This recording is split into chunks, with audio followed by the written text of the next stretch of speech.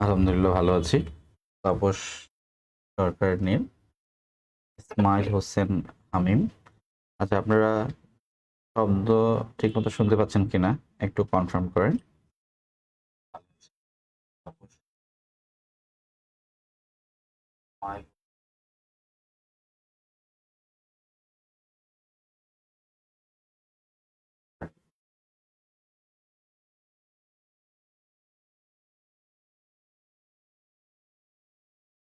রাশেদ ইসলাম, রাশেদ,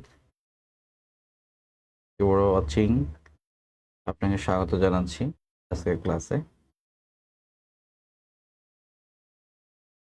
ফারহানা আক্তার, ওয়ালাইকুম সালাম। আলহামদুলিল্লাহ ভালো আছি, আশা করি আপনারা ভালো আছেন। উষা কন্যা, ওয়ালাইকুম সালাম।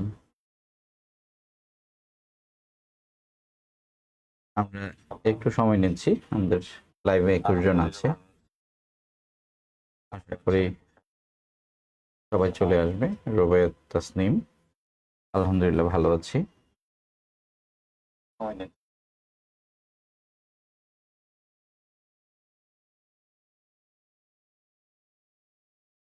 আচ্ছা, তাপস সরকার, ধন্যবাদ আপনাকে। সব ক্লিয়ার, ঠিক আছে। আচ্ছা, আহ, এর আগের জিকে ক্লাসে আমরা মেসোপটেমিয়া সভ্যতা পর্যন্ত কভার করছি। আজকে আমরা বাকি যে অংশটুকু অন্যান্য সভ্যতা রয়েছে, ঠিক আছে। গতকালকে আমার মনে হয় মিশরীয় সভ্যতা কমপ্লিট পর্যন্ত, আপনারা একটু কনফার্ম করেন তো গতকাল লাস্ট ক্লাস পর্যন্ত আমরা কতটুকু পর্যন্ত কভার করছি। পলি রয়, আলহামদুলিল্লাহ ভালো আছি। রাশেদুল ইসলাম, রাশেদ, ধন্যবাদ।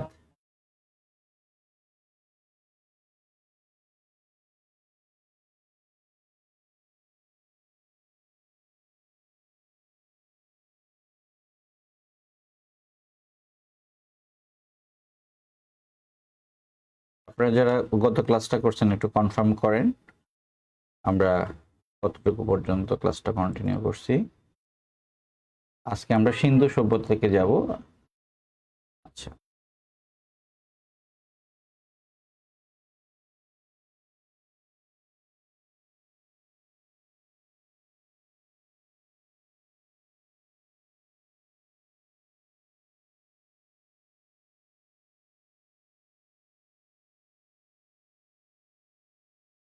হাদিজাতুল কোবরা, ওয়ালাইকুম সালাম।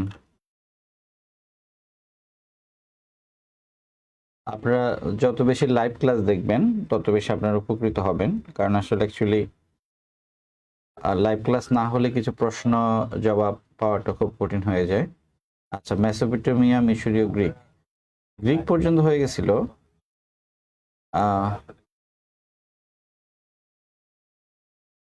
না, হ্যাঁ, আকলিমা আখি, ধন্যবাদ আপনাকে। মিশরীয় সভ্যতা পর্যন্ত হয়েছিল, অর্থাৎ গতকালে আমরা মেসোপটেমিয়া সভ্যতা এবং মিশরীয় সভ্যতাটা আমরা শেষ করছি। আজকে আমরা পরবর্তী যে সভ্যতার আলোচনা এখান থেকে শুরু করব। অলরেডি 4 মিনিট চলে গেছে, আমরা ক্লাসে চলে যাব।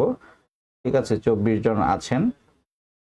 আর বাকি যারা লাইভ ক্লাস দেখছেন না, আশা করি রেকর্ডেড ক্লাসটা দেখে যাবেন। ঠিক আছে, মিশরীয় পর্যন্ত ছিল, ঠিক আছে।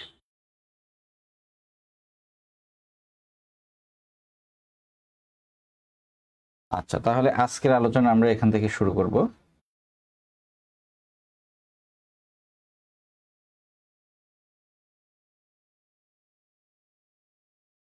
পলি রয়, আপনি আর একটু কনফার্ম করেন। আচ্ছা, আমি ভিডিওটা একটু দেখি, কারণ অ্যাকচুয়ালি আমি কোথা পর্যন্ত শেষ করছি। ঠিক আছে,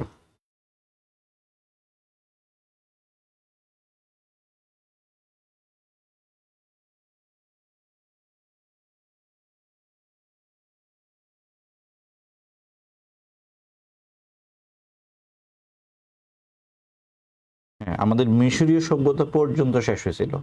ঠিক আছে, মিশরীয় পর্যন্ত শেষ হয়েছিল। আজকে আমরা সিন্ধু সভ্যতার আলোচনা শুরু করব। ঠিক আছে, আশা করি আপনারা ক্লাসটাতে থাকবেন শেষ পর্যন্ত। আচ্ছা,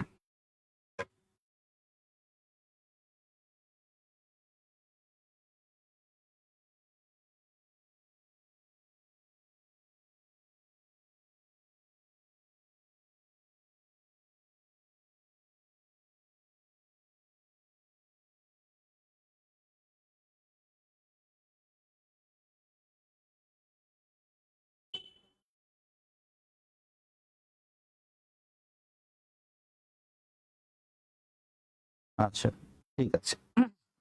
আচ্ছা, চলেন আজকে আমরা বাকি অংশটুকু শেষ করব। ঠিক আছে, ওকে। আমরা এর আগের আলোচনায় দেখেছি যে আমাদের গুরুত্বপূর্ণ যে সভ্যতাগুলো ছিল এর মধ্যে ছিল মেসোপটেমীয় সভ্যতা,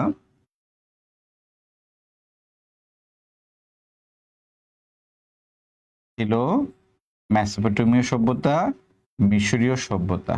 এরপরে আমরা দেখব এই সভ্যতাগুলোর সমসাময়িক কালে আরেকটা সভ্যতা আমাদের এই ভারতীয় অঞ্চলে ছিল, সেটার নাম হচ্ছে সিন্ধু সভ্যতা। আচ্ছা, এই সিন্ধু সভ্যতার যে লোকেশনটা এটা আমরা একটু ভালোভাবে দেখার চেষ্টা করি। এটা হচ্ছে হিমালয় পর্বতমালা, এটা হচ্ছে হিমালয় পর্বতমালা। ঠিক আছে, এটা হচ্ছে হিমালয় পর্বতমালা। হিমালয় পর্বতমালা থেকেই একটা নদীর উৎপত্তি, নদীটার নাম হচ্ছে সিন্ধু নদী। খেয়াল করেন, এই সিন্ধু নদীর উৎপত্তি, সিন্ধু নদীটি হিমালয় পর্বত থেকে উৎপন্ন হয়ে আরব সাগরে এসে পতিত হয়েছে। এই সিন্ধু নদের পাশে যে গুরুত্বপূর্ণ শহরগুলো ছিল এর মধ্যে হচ্ছে হরপ্পা, এর মধ্যে হচ্ছে মহেন্দ্রজারো, মেহেরগড় এবং লোথাল। লোথাল একটু দূরে। তাহলে মূলত সিন্ধু সভ্যতা এই সিন্ধু অঞ্চলের 4টি বিখ্যাত শহর জুড়ে এর বিস্তার হয়েছিল। আর এই 4টি শহরের মধ্যে হচ্ছে হরপ্পা, মহেন্দ্রজারো, মেহেরগড় এবং লোথাল। ঠিক আছে, তাহলে আমরা দেখি যে আমাদের যে সিন্ধু সভ্যতা এটা মূলত ব্রোঞ্জ যুগের একটা সভ্যতা। এই কথাটা আমাদেরকে খুব ভালো করে মনে রাখতে হবে। তাহলে সিন্ধু সভ্যতা কোন যুগের সভ্যতা? ব্রোঞ্জ যুগের সভ্যতা। ব্রোঞ্জ যুগ মানে হচ্ছে প্রথম তামা আবিষ্কার হয়, তামার পরে হচ্ছে ব্রোঞ্জ আবিষ্কার হয়, আর ব্রোঞ্জের পর আবিষ্কার হচ্ছে লোহা। অর্থাৎ এশিয়া মাইনরে লোহা আবিষ্কারের আগেই এই সভ্যতার অস্তিত্ব পাওয়া যায়। অনেকের ধারণা এটা হচ্ছে তাম্র যুগের সভ্যতা। ঠিক আছে, গতকালকে আমরা যখন মেসোপটেমিয়া পড়েছি, মেসোপটেমিয়ার অ্যাসিরীয় সভ্যতার কথা একটা চিন্তা করেন। অ্যাসিরীয় সভ্যতায় যুদ্ধে লোহার ব্যবহার হয়, অর্থাৎ অ্যাসিরীয় সভ্যতা, মিশরীয় সভ্যতা এবং এই যে সিন্ধু সভ্যতা এগুলো হচ্ছে কন্টেম্পোরারি বা কাছাকাছি। আপনারা যদি চিন্তা করেন তাহলে ব্যাবিলনীয় সভ্যতায় কিন্তু এই যে সিন্ধু সভ্যতার যে সিল, এই সিলটা পাওয়া যায়। আবার এই সিন্ধু সভ্যতার এখানে এই যে ব্যাবিলনীয় সভ্যতারও সিল বা যে এটাকে কি বলি আমরা, বাণিজ্যের জন্য যে বাণিজ্য সিল ব্যবহার করা হতো সেটা পাওয়া যায়।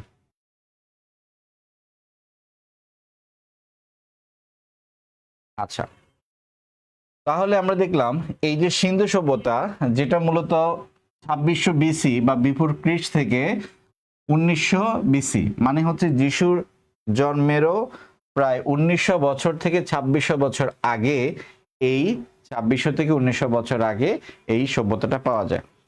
Very significant. লোহার যে কোনো জিনিস আমরা যখন এই সভ্যতাটা যখন খোঁড়া হয়, যখন মাটির নিচ থেকে এই সভ্যতাটাকে আবিষ্কার করা হয়, তখন এখানে লোহার কোনো জিনিস পাওয়া যায়নি। এর মানে হচ্ছে এই সভ্যতাটা হচ্ছে লৌহ যুগের আগের সভ্যতা। অনেকের ধারণা এটা হচ্ছে ব্রোঞ্জ সভ্যতার নিদর্শন। ব্রোঞ্জ যখন আবিষ্কার হয় তখনকার অনেকের ধারণা এটা লোহা আবিষ্কার।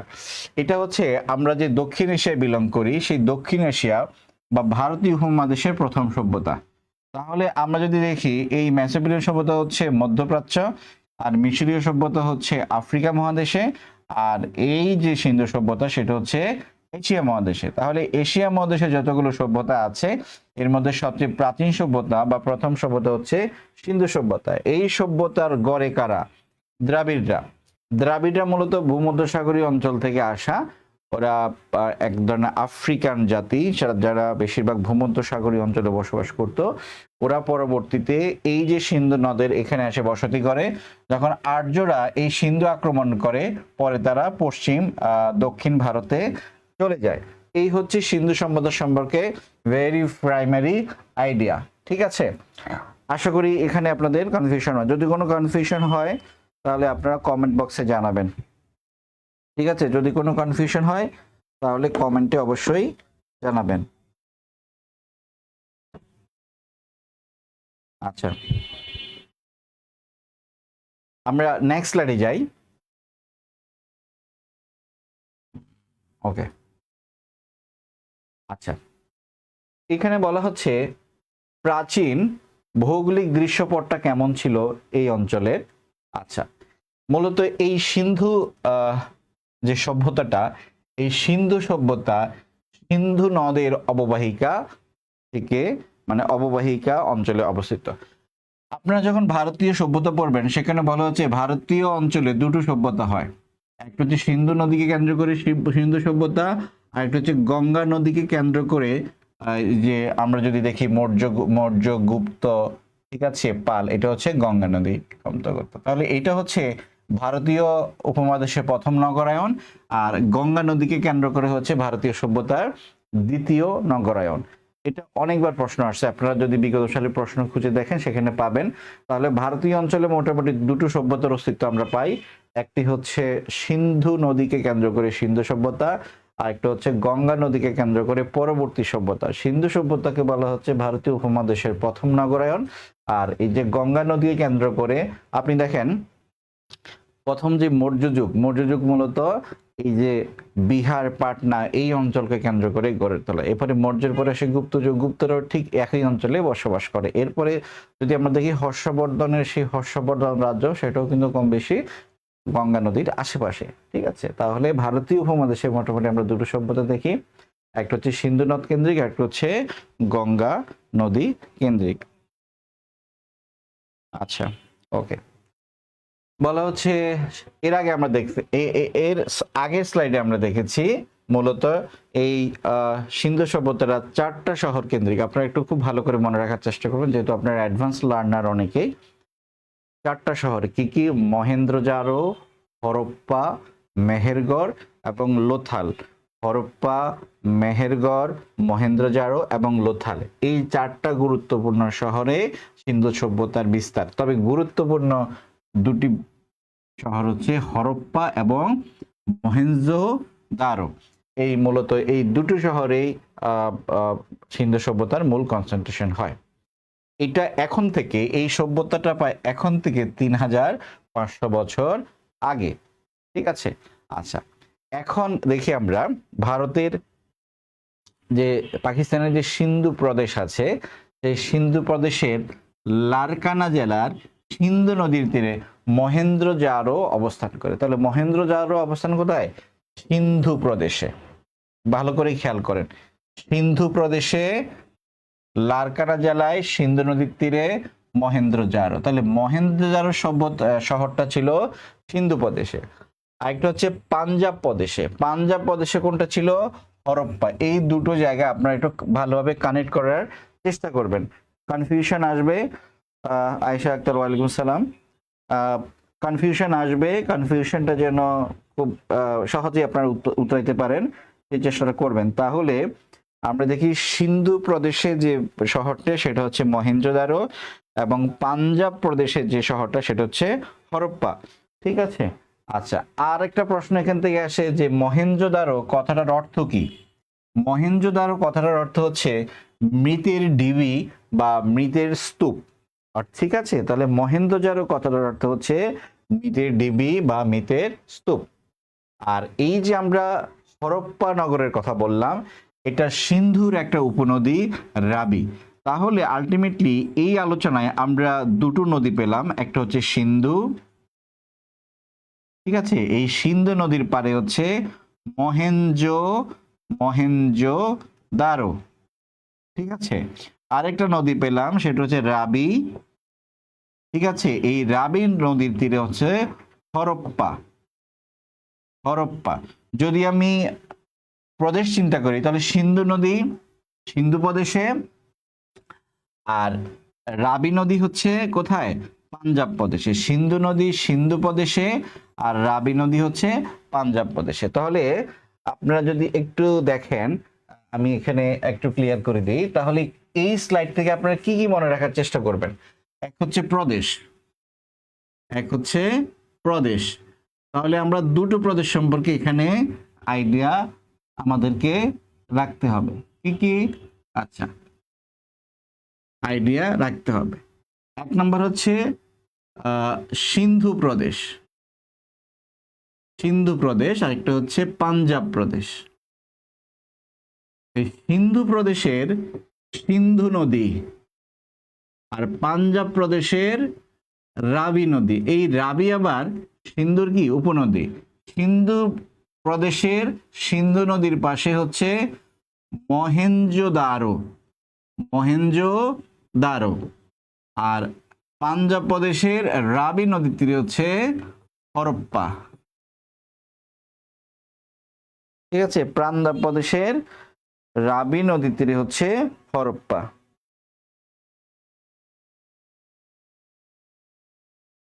জাস্ট এই লাইনটাকে বারবার পড়বেন, সিন্ধু, সিন্ধু, মহেঞ্জোদারো, পাঞ্জাব, রাবি, হরপ্পা। এতটুকু পড়লে মোটামুটি আপনাদের একটা আইডিয়া এখান থেকে হয়ে যাবে। ঠিক আছে, যতটুকু দরকার। ওকে, এরপরে দেখেন নিচে আছে এই যে পাঞ্জাব, পাঞ্জাব। ঠিক আছে, এই পাকিস্তানের যে পাঞ্জাব, সেই পাঞ্জাব প্রদেশের বর্তমান রাজধানী হচ্ছে লাহোর, লাহোর। ঠিক আছে, ওকে। তাহলে পাকিস্তান, পাঞ্জাব, সিন্ধু এই দুই প্রদেশে আছে। আর ভারতেও আছে পাঞ্জাব, রাজস্থান এবং গুজরাট। এখন যদি আমি ইন অ্যান্ড অ্যাভারেজ চিন্তা করি, তাহলে এই যে সভ্যতাটা বর্তমান পাকিস্তানের পাঞ্জাব ও সিন্ধু প্রদেশে এবং বর্তমান ভারতের পাঞ্জাব, রাজস্থান এবং গুজরাট, এই পাঁচটা, দুই দেশের পাঁচটা অঞ্চলে মূলত এই সভ্যতাটা বিস্তৃত ছিল। আর এই সভ্যতাটা হচ্ছে একটা শহর বা নগর কেন্দ্রিক সভ্যতা। তাহলে ভারতীয় উপমহাদেশের প্রথম সভ্যতা সিন্ধু সভ্যতা হচ্ছে নগর সভ্যতা। এখন প্রশ্ন হচ্ছে এটা কেন এটাকে নগর সভ্যতা বলা হয়? কারণ এক্সকেভেশনের পরে বা মাটি খোঁড়ার পরে দেখা গেল এটা একটা আধুনিক নগরের যে বৈশিষ্ট্য থাকে, যে পয় নিষ্কাশন, যে স্ট্রিট ল্যাম্প অথবা যে নাগরিক সুবিধাগুলো থাকার কথা, সবগুলো সুবিধা এই শহরে রয়েছে। এর মানে হচ্ছে এই যে সভ্যতাটা, এর আঙ্গিকটা পুরোটাই হচ্ছে শহরের মতো করে করা। এই জন্য বলা হচ্ছে ভারতীয় উপমহাদেশের প্রথম নগরায়ন হচ্ছে সিন্ধু সভ্যতা, আর দ্বিতীয় নগরায়ন হচ্ছে গঙ্গা নদীতে, গঙ্গা নদী কেন্দ্র করে যে সভ্যতাগুলো রয়েছে সেটা হচ্ছে দ্বিতীয় সভ্যতা। আচ্ছা, ঠিক আছে, যদি এটা আপনাদের কমপ্লিট হয়ে যায় তাহলে আমরা নেক্সট স্লাইডে যাই। আচ্ছা, দেখেন এই যে সিন্ধু সভ্যতার আবিষ্কার, আমরা যে সভ্যতাটা দেখি, এই সভ্যতাটা ছিল প্রায় আজকে থেকেও 3500 বছর পূর্বে। তাহলে ধীরে ধীরে যখন পৃথিবীর পরিবর্তন হয়, এগুলো কিন্তু ভূ পরিবর্তনের কারণে মাটির নিচে চলে যায়।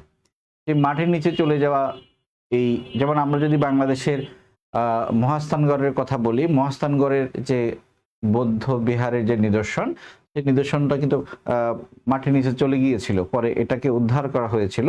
তেমনিভাবে সিন্ধু সভ্যতার যে অস্তিত্বগুলো সেগুলো একসময় মাটির নিচে চলে গিয়েছিল। প্রথম 1875 সালে আলেকজান্ডার ক্যানিংহাম নামে ভারতীয় প্রত্নতত্ত্ব অধিদপ্তরের মহাপরিচালক, উনি পাথরের সিলমোহরের একটা স্কেচ প্রকাশ করেন, যে সিলমোহরটা ছিল সিন্ধু সভ্যতার সময় বাণিজ্য করার জন্য মানুষ যে সিলমোহর ব্যবহার করত। তাহলে প্রথম যে সময়টা শুরু হচ্ছে 1875। কোন ব্যক্তি? Alexander Cunningham. কোন ব্যক্তি? Alexander Cunningham. তাহলে সময় হিসেবে 1875, ব্যক্তি হিসেবে আলেকজান্ডার কানিংহাম। আর ওনার জন্য যে সিগনিফিক্যান্ট সেটা হচ্ছে একটা সিলমোহর। সিলমোহরটা কি ছিল? পাথরের সিলমোহর প্রথম আবিষ্কারের মাধ্যমেই মানুষ বুঝতে পারে এই অঞ্চলে যে সভ্যতার যে উন্নয়ন, সেই উন্নয়নের একটা ইতিহাস রয়েছে। এরপরে আমরা যদি দেখি, এরপর 1921 সালে Dayaram Sahani, very very important, Dayaram Sahani প্রথম হরপ্পা শহরেই, এই হরপ্পা সভ্যতার অর্থাৎ সিন্ধু সভ্যতার হরপ্পা নগরের হরপ্পা সভ্যতাও বলা হয়। তাহলে হরপ্পা সভ্যতার নিদর্শন আবিষ্কার করে হচ্ছে সাহানি 1921 সালে। এরপর আমরা 1922-এ যাই, সেখানে দেখি বাঙালি রাখালদাস বন্দ্যোপাধ্যায় উনি মহেন্দ্রজারো সভ্যতার নিদর্শন আবিষ্কার করেন।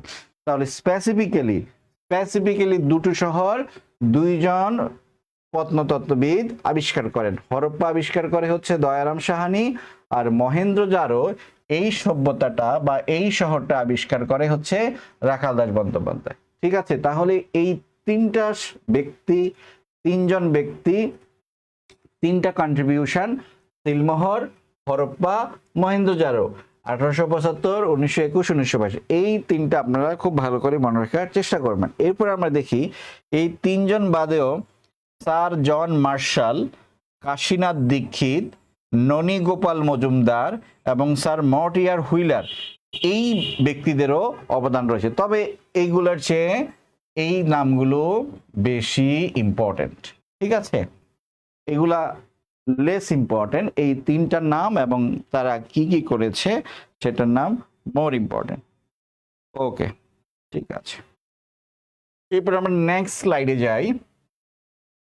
এখানে দেখেন, আমরা এর আগেও বলেছি যে সিন্ধু সভ্যতা একটি নগর সভ্যতা, কারণ এখানে একটা নগরের যে বৈশিষ্ট্যগুলো থাকা দরকার, বিশেষ করে পাকা পয় নিষ্কাশন প্রণালী বা পাকা পানি ড্রেন, পাকা রাস্তা, ঠিক আছে, সুগঠিত সুরম্য অট্টালিকা, ঠিক আছে, এই বিষয়গুলো। যেমন ভারতে একটা মুভি হয়েছে মহেঞ্জোদারো নিয়ে, ওই মুভিটা আপনারা যদি দেখেন দেখবেন মহেন্দ্রজারোর যে সত্যিকার অর্থে আধুনিক নগরের একটা প্রতিচ্ছবি ছিল সেই বিষয়টা উঠে আসে। আমরা পরীক্ষার পারপোজে যেগুলো বেশি ইম্পর্টেন্ট এগুলো একটু পড়ার চেষ্টা করব।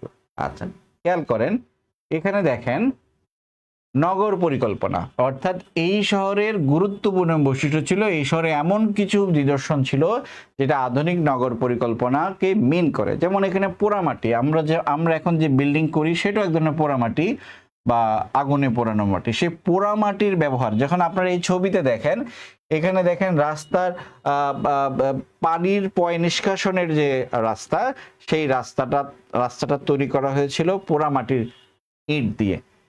অর্থাৎ পাকা রাস্তা ছিল, ল্যাম্পপোস্ট ছিল, স্নানাগার ছিল, পয় নিষ্কাশন ছিল, পাকা নর্দমা ছিল, কূপ ছিল। অর্থাৎ যেগুলো একটি আধুনিক নগরীতে থাকে আজকে থেকে প্রায় 3500 বছর আগে, সেটার অস্তিত্ব কোথায় ছিল?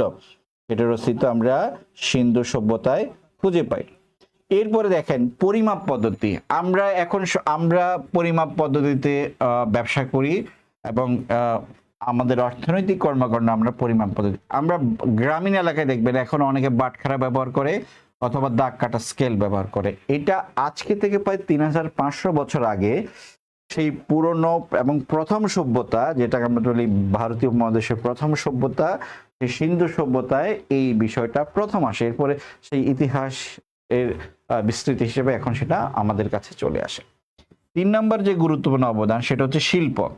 মৃৎশিল্পের কথা আমরা জানি, তামা এবং ব্রোঞ্জের তৈজসপত্র, কারণ সিন্ধু সভ্যতায় কি ছিল না, কোনো লোহা ছিল না এবং এটাতে লোহার ব্যবহার ছিল না। তাহলে এই বিষয়গুলো ডেফিনেটলি আপনাদের কোন কোন জায়গায় প্রশ্ন আসবে। আচ্ছা, এমি আর টেকনিকের বিষয়ে একটু বলি। টেকনিকটা ডেফিনেটলি আপনার হবে। আমি যেটা হচ্ছে ইম্পর্টেন্ট জায়গাগুলো আপনাকে অ্যাড্রেস করিয়ে দিব।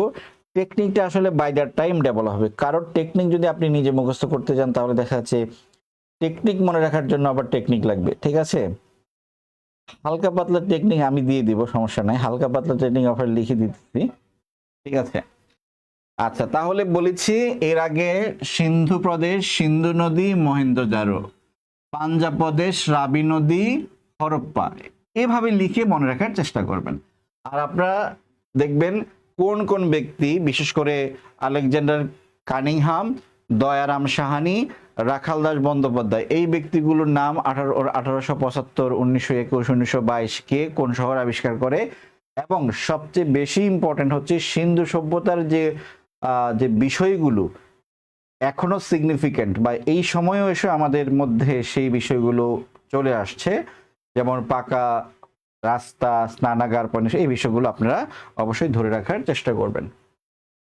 এরপরে আসেন, সিন্ধু সভ্যতার সময় এটা একটা সিলমোহর, যেখানে একটা গরুর ছবি আঁকা একটা সিলমোহর, পাশে একটা ভাষা আছে লেখা। আসলে এই সিন্ধু সভ্যতার ভাষার যে মিনিংটা সেটা আবিষ্কার করা সম্ভব হয়নি, যদিও সিন্ধু সভ্যতার অনেক আগে ছিল মেসোপটেমিয়া সভ্যতা। সেই মেসোপটেমিয়া সভ্যতার যে কিউনিফর্ম, সেই কিউনিফর্মের অর্থ কিন্তু অনেকেই ভাষা বিজ্ঞানীরা আবিষ্কার করেছে, কিন্তু সিন্ধু সভ্যতার যে নিদর্শনগুলো, সেই নিদর্শনগুলোতে যে ভাষা লেখা, সেই ভাষার অর্থ এখনো আবিষ্কার করা সম্ভব হয়নি। এখানে বৃহৎ মিলনায়তন, যেটাকে আমরা বলি কনফারেন্স হাউস অথবা অডিটোরিয়াম, এমন ছিল, শস্যাগার ছিল, এবং প্রায় 2500 সিলমোহর ছিল। এটা হচ্ছে এমন একটা সিলমোহরের উদাহরণ। এখন এখানে বলা হচ্ছে সিন্ধু সভ্যতার মতো সুমেরীয় সভ্যতায়ও সিলমোহর ব্যবহার পতন করতো, অর্থাৎ সিন্ধু সভ্যতায় মেসোপটেমিয়া সভ্যতার কি পাওয়া গিয়েছিল? সিলমোহর পাওয়া গেছে। কোথায়? মেসোপটেমিয়ার সিলমোহর সিন্ধু সভ্যতায় পাওয়া গেছে, আর সিন্ধু সভ্যতার সিলমোহর মেসোপটেমিয়া পাওয়া গেছে। এর মানে হচ্ছে তারা কন্টেম্পোরারি দুটো সভ্যতা। ঠিক আছে, আচ্ছা, এর পরের আলোচনা আমরা যাই। আচ্ছা, তাহলে এখানে দেখেন, এখানে বলা হচ্ছে দক্ষিণ এশিয়ার। আচ্ছা, এখানে দুটো কোশ্চেন আপনাদের জন্য। ঠিক আছে, ওকে, এখানে দুটো প্রশ্ন আপনাদের জন্য। প্রশ্ন দুটি হচ্ছে, দক্ষিণ এশিয়ার প্রথম নগরায়ন কোথায়? ঠিক আছে, দক্ষিণ এশিয়ার প্রথম নগরায়ন কোথায়? দ্বিতীয় প্রশ্ন হচ্ছে, মহেঞ্জোদারো সভ্যতা কোথায় অবস্থিত? আপনি একটু উত্তর করার চেষ্টা করেন।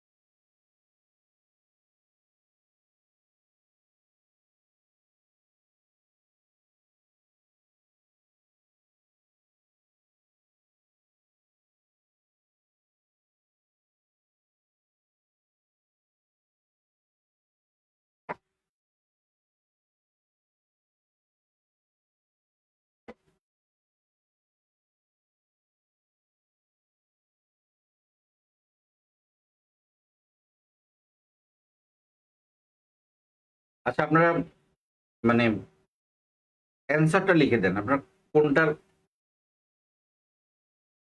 Very good, Sharmin Akter, very good. দুইটাই সিন্ধু, দুইটাই সিন্ধু।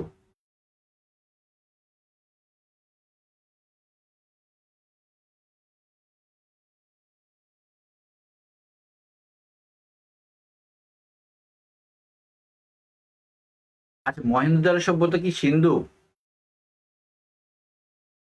বলেন। মহেঞ্জোদারো সভ্যতা এবং হরপ্পা সভ্যতা।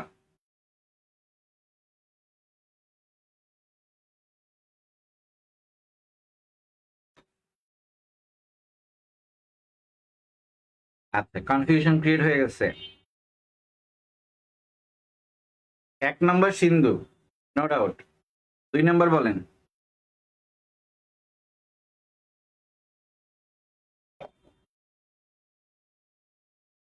মহেঞ্জোদারো কোথায় সভ্যতা কোথায় পাওয়া গেছে? সিন্ধু প্রদেশে নাকি রাজস্থান হবে না, মুলতান হবে না? সিন্ধু নাকি পাঞ্জাব? 2 নম্বর সিন্ধু নাকি পাঞ্জাব?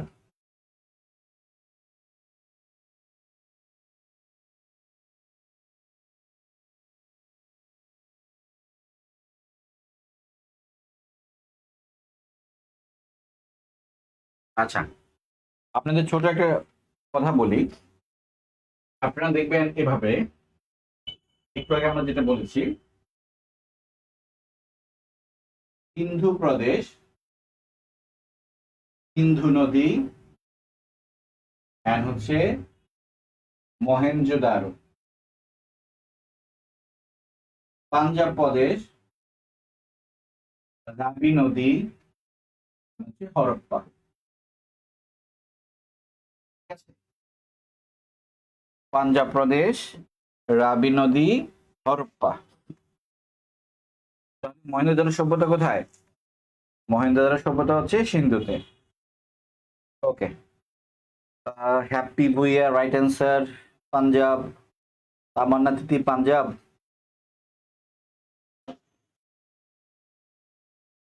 যাদের কনফিউশন আছে তারা দেখেন, আমরা কি বলেছি?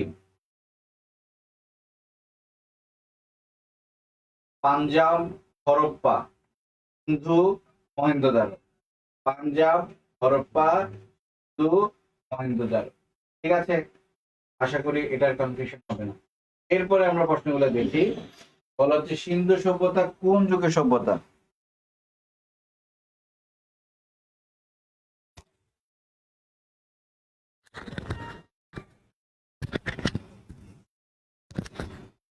ওকে,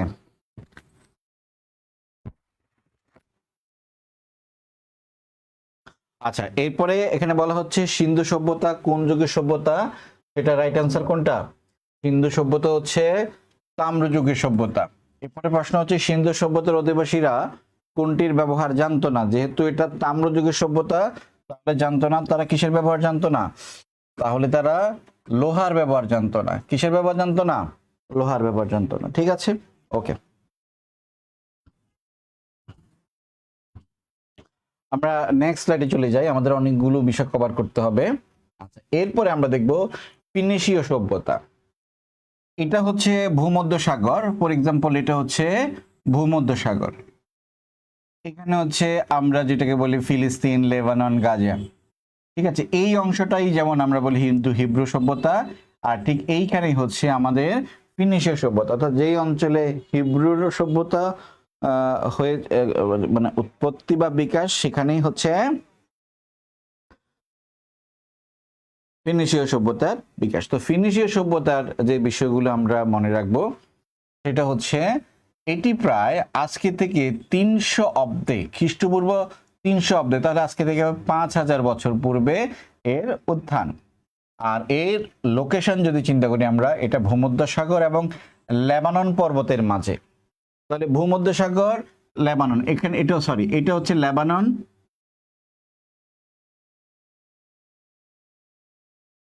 এটা হচ্ছে লেবানন। ঠিক আছে, এটা হচ্ছে সিরিয়া, এটা বর্তমান ইসরায়েল, এবং বর্তমানে এই যে ফিলিস্তিনের গাজা এবং ফিলিস্তিনের পশ্চিম তীর। তাহলে এইখানে এইখানে ভূমধ্য সাগর এবং লেবাননের মাঝখানে যে পর্বত ছিল, সেই অঞ্চলে মূলত এই ফিনিশীয় সভ্যতার উৎপত্তি। আচ্ছা, এইটা আপনার মনে রাখার চেষ্টা করবেন। এটা হচ্ছে, এখানে কি বলতেছে? এখানে বলতেছে যে কাদের আয়ের একমাত্র উপায় ছিল বাণিজ্য। তাহলে ওই সময়ে বাণিজ্য সর্বপ্রথম শুরু করে হচ্ছে ফিনিশীয়রা। তারা বাণিজ্য করতে বলতেই তাদের মধ্যে নাবিক এবং জাহাজ নির্মাতা হিসেবে তাদের একটা পরিচয় ছিল। তারা যেহেতু ব্যবসা করত এবং ওই সময়ে ওই অঞ্চলে, ওই ভূমধ্যসাগরীয় অঞ্চলে তারাই মূল ব্যবসায়ের যে লোক, তাদের ফিনিশীয় সভ্যতার মানুষেরাই ছিল। ঠিক আছে, এখন আমরা দেখি অবদান। তাহলে যেহেতু তারা নাবিক এবং নৌ জাহাজ নির্মাণ করতো এবং বাণিজ্য পছন্দ করতো, সুতরাং নৌ বাণিজ্য বিষয়টা এখন আমরা যেটা দেখি, সেটা ফিনিশীয়দের অবদান। আমরা জানি একসময় মানুষের কাঁটা কম্পাস ছিল না, মানচিত্র ছিল না, জিপিএস ছিল না। মানুষ ধ্রুবতারা দেখে সমুদ্র পাড়ি দিত। ঠিক আছে, ধ্রুবতারাকে যেটাকে বলি আমরা শুকতারা, সেই ধ্রুবতারা দেখে সমুদ্র পাড়ি দিত, যেহেতু তারা নাবিক। এছাড়া আমরা দেখি যে ফিনিশীয় সভ্যতায় প্রথম বর্ণমালা উদ্ভাবন করা হয়, সেখানে 22টি বর্ণমালা উদ্ভাবন করা হয়। পতনের কথা যদি আমরা দেখি, খ্রিস্টপূর্ব 332 খ্রিস্টাব্দে গ্রিক বিগ আলেকজান্ডার টায়ার নগরী দখল করলে সভ্যতার পতন হয়। ঠিক এই সময়ে গ্রিক বিগ আলেকজান্ডার কিন্তু ভারতেও আসে। ঠিক আছে, কিন্তু ভারতে সেটা তারা বিপাশা নদীর পর্যন্ত আসে, এরপরে পরে আসে না।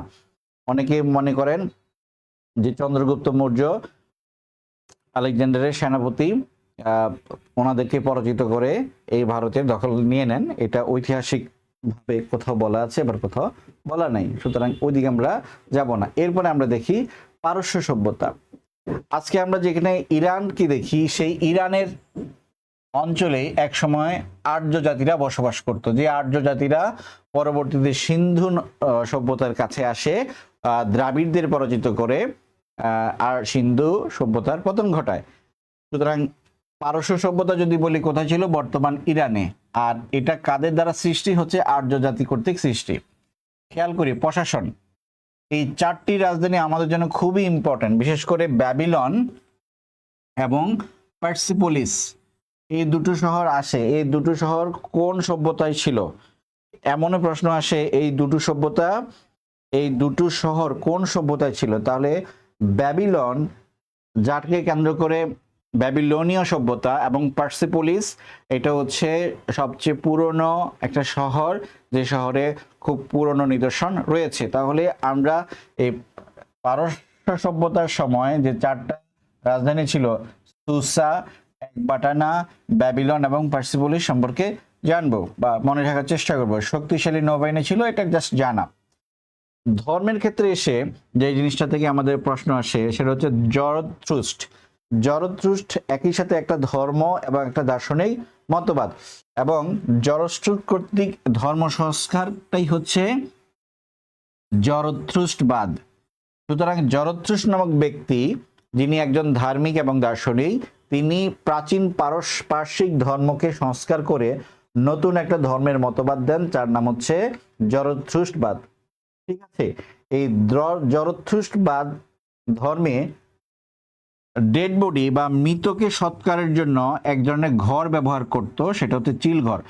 যেটার উদাহরণ হচ্ছে, এখন হিন্দু যারা আছে তাদের লাশ সৎকার করার জন্য যে পোড়ানো হয়, সেই পোড়ানোর রীতি ছিল চিল ঘরের রীতি। ঠিক আছে, সুতরাং এই যে আর্যদের যে সংস্কৃতি, হিন্দুদের কিন্তু একই সংস্কৃতি। ঠিক আছে, ওকে। তাহলে চিলঘর, এই শব্দটা বা চিলঘর ব্যবহার করা হতো কোন সভ্যতায় বা কোন ধর্মে, এই জায়গাগুলো আমরা বেশি বেশি করে মনে রাখবো। না, নদীভিত্তিক নাম, ফিনিশীয় সভ্যতা সাগর ভিত্তিক সভ্যতা। সাগরের পারে, যেমন গ্রিক সভ্যতা সাগরের পারে। ঠিক আছে,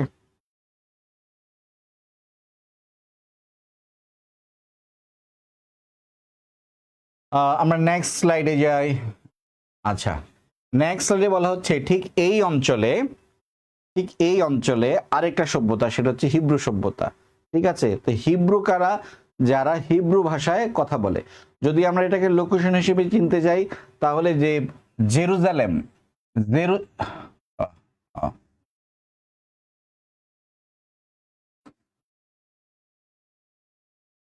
এই যে জেরুজালেম, এই শহরটাকে বা এই নগরটাকে কেন্দ্র করে এই সভ্যতার বিকাশ হয়েছিল। তাহলে হিব্রু মূলত একটি ভাষা। এই ভাষাটা একটা সেমেটিক ভাষা, যেমন আরবিও একটি সেমেটিক ভাষা। ঠিক আছে, পার্সি ভাষাও একটা সেমেটিক ভাষা। হিব্রু ভাষাকে কেন্দ্র করে হিব্রু সভ্যতা। আদিবাস কোথায় ছিল? আরবের মরুভূমিতে এটির আদিবাস ছিল। বর্তমানে যে ইসরায়েলের অধিবাসীরা, সেই হিব্রু সভ্যতারই কি বংশধর। আর ধর্মক্ষেত্রে একেশ্বরবাদের প্রচার, কিন্তু প্রথম একেশ্বরবাদ কিন্তু প্রাচীন মিশরের ধর্ম হচ্ছে একেশ্বরবাদী ধর্ম, যেটাকে আমরা এর আগের ক্লাসে পড়েছি। আর হিব্রু সভ্যতায় ইহুদিদের যে নবী রাসূলরা ছিলেন, এর মধ্যে হচ্ছে হযরত মুসা আলাইহিসসালাম, হযরত দাউদ আলাইহিসসালাম এবং হযরত সুলাইমান আলাইহিসসালাম। হযরত মুসা আলাইহিসসালাম নিয়ে পরীক্ষায় প্রশ্ন আসে, এই জায়গাটা আমরা একটু ধারণা নিয়ে নেব। তাহলে হিব্রু সভ্যতার গুরুত্বপূর্ণ বিষয় হচ্ছে হিব্রু একটা ভাষার নাম। এই হিব্রু সভ্যতা বর্তমান জেরুজালেম শহরকে কেন্দ্র করে গড়ে উঠেছিল, এবং হিব্রু সভ্যতার যে মানে যে বংশ পরম্পরায় মানুষের যে বংশবৃদ্ধি বা মানুষের যে বিকাশ, আজকের যারা ইসরায়েলের অধিবাসী, তারা মূলত সেই হিব্রু সভ্যতারই অংশ। আর হিব্রু সভ্যতার যে নবীরা ছিলেন হযরত মুসা আলাইহিস সালাম, হযরত দাউদ আলাইহিস সালাম এবং হযরত সুলাইমান আলাইহিস সালাম। ঠিক আছে, আচ্ছা।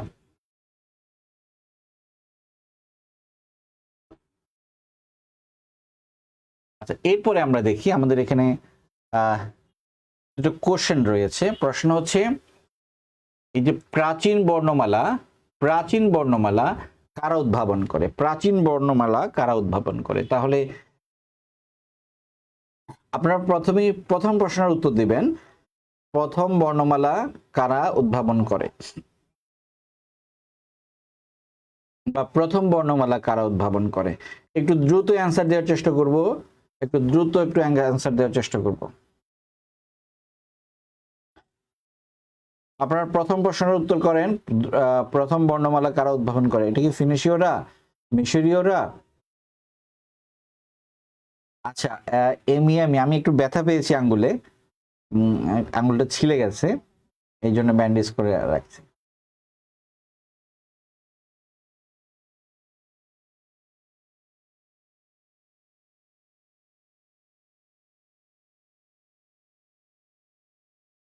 আবু হাসান সাইদি, হাসান একটু খেয়াল করেন যে প্রথম বর্ণমালা কিন্তু গ্রিকরা আবিষ্কার করে না, প্রথম বর্ণমালা আবিষ্কার করে হচ্ছে ফিনিশীয়রা। কারণ আমরা কিন্তু এখনো গ্রিক পড়ি নাই, ঠিক আছে? সুতরাং আসলে আমরা এখনো গ্রিকদের নিয়ে আমাদের কোনো প্রশ্নের উত্তর আসবে না, এটা খুবই স্বাভাবিক, ঠিক আছে? আচ্ছা, তাহলে প্রথম বর্ণমালা কারা উদ্ভাবন করে? কয়টা বর্ণমালা ছিল? 22টা বর্ণমালা ছিল, এবং প্রথম বর্ণমালা উদ্ভাবন করে ফিনিশীয়রা। এই ফিনিশীয় বর্ণমালাগুলোকে চেঞ্জ করে পরে আমরা যেটা দেখি রোমানরা বা অন্যান্য যে গ্রিকরা তাদের যে শব্দ ভান্ডার সেটা রিচ করে। আচ্ছা, অনেকেই দ্বিতীয় কোশ্চেনের অ্যান্সার দেওয়া শুরু করছে। ভেরি গুড, ইয়ামি, এমি, ভেরি গুড। আপনাদের এফোর্ট দেখে আমার খুবই ভালো লাগতেছে। জয়শ্রী, 1-এর ক 2-এর ঘ, very good. Tamanna Tithi, very good, right answer. Usha Kanya, right answer. Shrabanti Chowdhury, right answer. Hajira Khanam, right answer. আচ্ছা, ভেরি গুড। আপনাদের রেসপন্স আমাকে খুবই উৎসাহিত করছে। আপনারা একটু ট্রাই করবেন অ্যান্সার করার জন্য। তাহলে দেখা যাচ্ছে যে আমরা যদি দেখি তাহলে প্রথম বর্ণমালা কারা উদ্ভাবন করেন, সেটা উত্তর হবে ফিনিশীয়রা। এরপর হচ্ছে পার্শ্বিক ধর্মের প্রবর্তককে, সেটা হচ্ছে Zarathustra. Very simple idea, very simple story. আপনারা একটু কয়েকবার করে পড়বেন, পরীক্ষার হলে সরাসরি কমন পাবেন, এটা নিয়ে কোনো টেনশন করার কিছু নেই, ঠিক আছে? এরপরে আমরা দেখি জেরুজালেম শহরকে কেন্দ্র করে আয়েশা একটা রাইট অ্যান্সার, উষা কন্যা, ফারহানা 22টি। আচ্ছা, আবু হাসান সাইদি, আপনি কষ্ট পাওয়ার কিছু নয়, আপনি রিয়াক্ট ইমোজি দিয়েছেন, সেটা আসলে অত স্যাড হওয়ার কিছু নাই।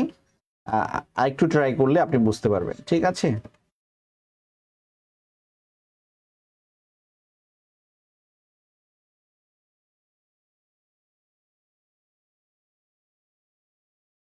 আচ্ছা, জেরুজালেম শহরকে কেন্দ্র করে গড়ে ওঠা সভ্যতা কোনটি, এবং বর্তমানে ইসরায়েলের অধিবাসীরা কাদের বংশধর? ঠিক আছে, জেরুজালেম শহরকে গড়ে ওঠা সভ্যতা হচ্ছে হিব্রু সভ্যতা, জান্নাতুল ইসলাম, জান্নাত, রাইট অ্যান্সার। আর বর্তমানে যারা ইসরায়েলের অধিবাসী কাদের বংশধর? ঠিক আছে, হিব্রুদের বংশধর। Abu Hasan Saidi, right answer, congratulation, আপনি রাইট অ্যান্সার দিয়েছেন। আচ্ছা, ঠিক আছে, ইয়ামি, এমি, ওকে, সবার রাইট অ্যান্সার, ভেরি গুড। আচ্ছা, তাহলে এখানে আমরা দেখি জেরুজালেম শহরকে কেন্দ্র করে গড়ে ওঠা সভ্যতা হচ্ছে হিব্রু সভ্যতা, আর বর্তমানে ইসরায়েলে যারা অধিবাসী তারা হচ্ছে হিব্রুদের বংশধর। আচ্ছা, এরপর আমরা যাই প্রাচীন চৈনিক সভ্যতা। প্রাচীন চৈনিক সভ্যতা একইভাবে যীশু খ্রিস্টের জন্মের ঠিক এই 1600 বিসি থেকে 1046 বিসি পর্যন্ত ওই সময়ে সেটা ছিল। আর যখন আমরা চীন সভ্যতার কথা বলি তখন আমাদের দুটো নদীর প্রসঙ্গ এমনি চলে আসে, একটা হচ্ছে হুয়াংহো আর একটা হচ্ছে ইয়াং জেকিয়াং, অনেকে ইয়াং সিকিয়াং বলে। তাহলে চৈনিক সভ্যতাটা চীনের 3টা জায়গায় ছিল, এক হুয়াংহো, আর একটা হচ্ছে ইয়াং জেকিয়াং, আর একটা হচ্ছে দক্ষিণ চীন। তাহলে এই চীনের এই 3টা অঞ্চলে যে সভ্যতা বিস্তৃত ছিল, আমরা যদি সিন্ধু সভ্যতা দেখি সেক্ষেত্রে এটা 4টা শহরে বিস্তৃত ছিল, ঠিক আছে? এক হচ্ছে লারকানা, দেন হচ্ছে কি বলে মেহেরগড়, হরপ্পা এবং মহেঞ্জোদারো। এই সভ্যতাটা কি সভ্যতা? ব্রোঞ্জ যুগের সভ্যতা। আমাদের সিন্ধু সভ্যতা যেমন ব্রোঞ্জ যুগের সভ্যতা, চৈনিক সভ্যতাও ব্রোঞ্জ যুগের সভ্যতা। আচ্ছা, আর আমরা যখন হিউম্যান ডেভেলপমেন্ট হিস্ট্রি দেখি, সেখানে বলা হচ্ছে চীনের আদি মানব ছিল পিকিং মানব। এটা আমরা এর আগে ক্লাসে, আচ্ছা এটা আমরা জানবো যে পিকিং মানব, ঠিক আছে। তাহলে চীনের আদি মানব হচ্ছে পিকিং মানব। হাং এবং চৌ রাজাদের সময় গড়ে ওঠে। তাহলে এই যে প্রাচীন চৈনিক সভ্যতার কথা আমরা জানি বা আমরা বলছি, সেখানে যে রাজাদের নাম উঠে আসলো উনি হচ্ছে সাং এবং চৌ। এই জায়গাটা আপনারা প্রিপারেশনের জন্য বেশি গুরুত্ব দিবেন, ভেরি ভেরি ইম্পর্টেন্ট। কেন? চীনের প্রাচীনতম দার্শনিকের নাম কি? লাও তসে। চীনের বিখ্যাত দার্শনিক কে? কনফুসিয়াস। সমন্বয়ক এবং দার্শনিক যিনি একটি বই লেখেন আর্ট অফ ওয়ার, সুন তজু, বা অনেক বইতে সুন জুও বলা আছে, এই যে আর্ট অফ ওয়ার। তাহলে ব্যক্তি হিসেবে লাও তসে, কনফুসিয়াস এবং সুন তজু, এই তিনটে জিনিস মনে রাখবেন। প্রথম দুইজন দার্শনিক ছিলেন এবং সেজন্য একজন সমন্বয়ক বা দার্শনিক, একই সাথে দার্শনিক ছিলেন। এই আর্ট অফ ওয়ার এইটা বিগত সালে অনেকবার অনেক পরীক্ষা আসছে, আমাদেরকে এটা জানতে হবে। অর্থাৎ হিস্ট্রি যে ইনফরমেশন সেগুলো কখনো চেঞ্জ হয় না। এখানে হচ্ছে আমাদের অ্যাডভান্টেজ যে আমরা যদি একবার মনে রাখতে পারি, তাহলে দ্বিতীয়বার এগুলোকে মনে রাখার জন্য আমাদেরকে কষ্ট করতে হবে না, ঠিক আছে। আচ্ছা, হিব্রু মানে একটা ভাষার নাম, যেটা হচ্ছে সেমেটিক ভাষা, ঠিক আছে। যেমন বাংলা ভাষা, বাঙালি কারা? যারা বাংলা ভাষায় কথা বলে, ঠিক আছে। গ্রিক ভাষা, যারা ল্যাটিন ভাষায় কথা বলে, তারা ল্যাটিন আমেরিকা, এইরকম আর কি। এরপরে আমরা দেখি চীনের চৈনিক সভ্যতার যে গুরুত্বপূর্ণ স্থাপনা, এটি হচ্ছে চীনের মহাপ্রাচীর। এই চীনের মহাপ্রাচীর হচ্ছে মনুষ্য নির্মিত সর্ববৃহৎ স্থাপনা, এবং এই জন্য এটাকে কোথা থেকে দেখা যায়? চাঁদ থেকে দেখা যায়। এটা চীনের যে জিওগ্রাফি সীমান্ত, অর্থাৎ মঙ্গোলিয়া যেদিকে রয়েছে, গোবি মরুভূমি যেদিকে রয়েছে, এটা হচ্ছে মঙ্গোলিয়া, এটা হচ্ছে ফর এক্সাম্পল চীন। এই যে মঙ্গোলিয়ার দস্যুদের হাত থেকে রক্ষা পাওয়ার জন্য চীন তার উত্তর চীনে এই লম্বা একটা প্রাচীর গড়ে তোলে। এই প্রাচীনটার নামই হচ্ছে কি? চীনের মহাপ্রাচীর, ঠিক আছে। এই মহাপ্রাচীরের দৈর্ঘ্য হচ্ছে ৮,৮৫০ কিলোমিটার। এখানে একটা ইন্টারেস্টিং বিষয় হচ্ছে হিমালয় পর্বতমালার মাউন্ট এভারেস্টের উচ্চতা হচ্ছে ৮,৮৪৮, আর চীনের মহাপ্রাচীর হচ্ছে 2 কিলোমিটার। এটা একটা হচ্ছে মিটারে আর একটা হচ্ছে কিলোমিটারে, ঠিক আছে। তাহলে দুইটাই প্রায় কাছাকাছি, ঠিক আছে। ওকে ওকে। আর আমাদের বঙ্গোপসাগরের গড় গভীরতা কিন্তু প্রায় ৮৫০০-র মতোই, ঠিক আছে। প্রাচীরের দৈর্ঘ্য কত? প্রাচীরের দৈর্ঘ্য হচ্ছে ৬,২৫৯ কিলোমিটার বা এত মাইল। এখন আগে সর্বশেষ যেটা মনে রাখবেন, যে প্রাচীনকালে চীনের যে রাজারা ছিল, আচ্ছা পিকিং মানব কি স্যার? আচ্ছা, একজন প্রশ্ন করছে পিকিং মানব কি। পিকিং মানব হচ্ছে, দেখেন এখন আমরা পৃথিবীর ইতিহাস সম্পর্কে যখন জানতে যাই, যখন আমরা বিভিন্ন স্থানে খনন কাজ করি, তাহলে প্রাচীন মানবের কিছু কঙ্কাল পাওয়া যায়। ওই কঙ্কালগুলো যখন আমরা ডিএনএ টেস্ট করি, তখন বোঝা যায় এই কঙ্কালটা হচ্ছে অনেক হাজার হাজার বছর পূর্বের কঙ্কাল। তেমনি চীনের যেটাকে আমরা বেইজিং বলি, বেইজিং এর পুরো নাম ছিল পিকিং। সেই পিকিং এ যে মানুষের প্রথম কঙ্কাল পাওয়া যায়, সেটা হচ্ছে পিকিং মানব। এর বাইরে যেমন জাভা মানব, হেইডেলবার্গ মানব, অর্থাৎ হেইডেলবার্গ মানে হচ্ছে জার্মানির হেইডেলবার্গ বিশ্ববিদ্যালয়ের একজন অধ্যাপক, প্রথম ওই অঞ্চলে যে আদি মানবের কঙ্কাল আবিষ্কার করেন, সেটা হচ্ছে হেইডেলবার্গ মানব। তেমনি ইন্দোনেশিয়ার জাভাতেও সেই আদি মানবের প্রথম কঙ্কাল আবিষ্কার করা হয়, ঠিক আছে।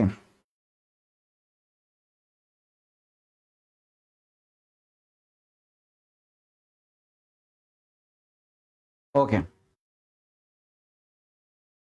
এরপর আমরা নেক্সট স্লাইডে যাই।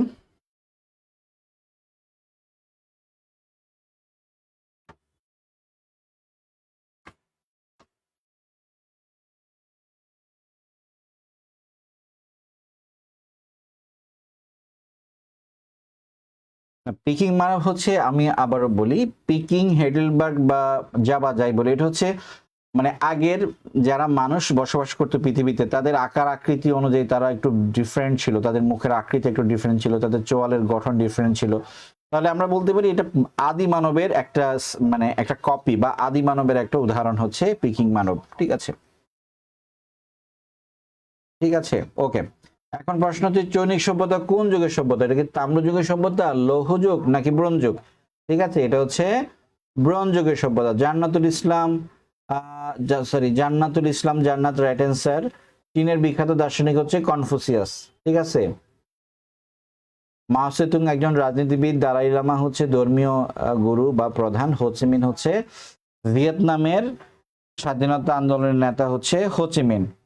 তাহলে এখানে অ্যান্সার কি হবে? অ্যান্সার হবে চৈনিক যুগের সভ্যতা হচ্ছে ব্রোঞ্জ, চৈনিক সভ্যতাটা হচ্ছে ব্রোঞ্জ যুগের, এবং চীনের বিখ্যাত দার্শনিক হচ্ছে কনফুসিয়াস। এরপরে দেখি চীনের মহাপ্রাচীরের দৈর্ঘ্য কত? চীনের মহাপ্রাচীরের দৈর্ঘ্য হচ্ছে ৮,৮৫০ কিলোমিটার। আর কোন দেশের রাজাকে সন অফ গড বলা হয়? এটা হচ্ছে চীন। আচ্ছা, এরপরে আমরা দেখি ইজিয়ান সভ্যতা। এই ইজিয়ান সভ্যতাটা হচ্ছে গ্রিক সভ্যতার আগের সভ্যতা। ঠিক আছে, অর্থাৎ যে অঞ্চলে গ্রিক সভ্যতা গড়ে উঠেছিল সেই অঞ্চলে ইজিয়ান সাগরকে কেন্দ্র করে যে সভ্যতা গড়ে উঠেছিল সেটা হচ্ছে ইজিয়ান সভ্যতা। এটা হচ্ছে ইউরোপ এবং এশিয়ার, একটু খেয়াল করি এখানে কি বলা হচ্ছে, ইউরোপ এবং এশিয়ার মধ্যবর্তী ইজিয়ান সাগরের তীরে এই সভ্যতাটা গড়ে উঠেছিল। অপর নাম হচ্ছে ইউরো এশিয়া সভ্যতা বা গ্রিক সভ্যতার প্রস্তুতি পর্ব, অর্থাৎ এরপরে গ্রিক সভ্যতার যাত্রা শুরু হয়। কেন্দ্র ছিল ক্রিট দ্বীপ। আচ্ছা, ক্রিট দ্বীপটা একটু দেখাই, এই চিত্রে দেখেন এটা হচ্ছে ক্রিট দ্বীপ। এই ক্রিট দ্বীপকে কেন্দ্র করে যে সভ্যতাটা গ্রিক সভ্যতার আসার আগেই সৃষ্টি হয়েছিল সেটাকে আমরা বলি ক্রিট সভ্যতা। ঠিক আছে, এটা হচ্ছে ওকে। আচ্ছা, এই যে এইটা একটা সভ্যতা ছিল এবং ক্রিট দ্বীপকে কেন্দ্র করে, এটা আমরা প্রথম কার কাছ থেকে জানি? এটা আমরা প্রথম জানতে পারি যে গ্রিক কবি হোমারের ইলিয়ড এবং ওডিসি মহাকাব্য থেকে। এই দুটো মহাকাব্য সম্পর্কে আমরা অনেকেই জানি। এই দুটো মহাকাব্যে যেমন আমরা তুরস্কের ট্রয় নগরী সম্পর্কে জেনেছি, তেমনি ইজিয়ান সভ্যতা সম্পর্কে জেনেছি ক্রিট এই দ্বীপকে কেন্দ্র করে। এরপরে আমরা দেখি আজকের আমাদের অন্যতম মূল আলোচনা হচ্ছে গ্রিক সভ্যতা। গ্রিক সভ্যতা খ্রিস্টর জন্মের ২৭০০ বিসি থেকে ৪,৪৭৯ বিসি পর্যন্ত এই সময়ে বিস্তৃত ছিল। আর দুটো শব্দ, একটা হচ্ছে গ্রিক আর একটা হচ্ছে গ্রিস। দেখেন, গ্রিস হচ্ছে দেশ আর গ্রিক হচ্ছে জাতি। আর এই পর্যন্ত আমরা যতগুলো সভ্যতা দেখেছি, বড় বড় সভ্যতাগুলোর অধিকাংশই হচ্ছে নদীকেন্দ্রিক সভ্যতা, কিন্তু এই গ্রিস সভ্যতাটা হচ্ছে সাগর কেন্দ্রিক সভ্যতা। তাহলে কোন সাগর? সেই এজিয়ান সাগর, ভূমধ্য সাগর এবং আর্ডিয়াটিক সাগর, এই তিনটা সাগরকে কেন্দ্র করেই গ্রিক সভ্যতা। এবং এই গ্রিক সভ্যতাতে যেটা ছিল, কোনো একক রাষ্ট্র ছিল না, এখানে একাধিক নগর রাষ্ট্র ছিল। এর মধ্যে দুইটা নগর রাষ্ট্র খুব শক্তিশালী ছিল, একটা হচ্ছে স্পার্টা আর একটা হচ্ছে অ্যাথেন্স। ঠিক আছে, স্পার্টার পরিচিত ছিল সে সামরিক রাষ্ট্র, আর অ্যাথেন্সের পরিচয় ছিল সে গণতান্ত্রিক রাষ্ট্র। গ্রিসকে গণতান্ত্রিক সূতিকাগার বলা হয়। ঠিক আছে, আর আধুনিক গণতন্ত্র হচ্ছে ব্রিটেন। এরপরে আমরা দেখি অ্যাথেন্সকে কি বলা হয়? গণতন্ত্রের সূতিকাগার। কারণ অ্যাথেন্সের যে নগর পরিচালনা, সেই সব কিছুতেই জনগণের সরাসরি ভোটের একটা সুযোগ ছিল, তবে সবার না, নারীদের ভোটাধিকার ছিল না, আর সব মানুষের কিন্তু ভোট ছিল না। এটা হচ্ছে অ্যারিস্টোক্রেসি বা যারা অভিজাত তাদের ভোট দেওয়ার সুযোগ ছিল। সুতরাং ভোটের যে প্রবর্তন, গণতান্ত্রিক যে মনোভাব, সেই গণতান্ত্রিক মনোভাব প্রথম যে প্র্যাকটিসে আসে সেটা হচ্ছে অ্যাথেন্সে। এই অ্যাথেন্সের যে গণতন্ত্রের প্রতিষ্ঠাতা করেন পেরিক্লিস, হচ্ছে অ্যাথেন্সের রাজা পেরিক্লিস।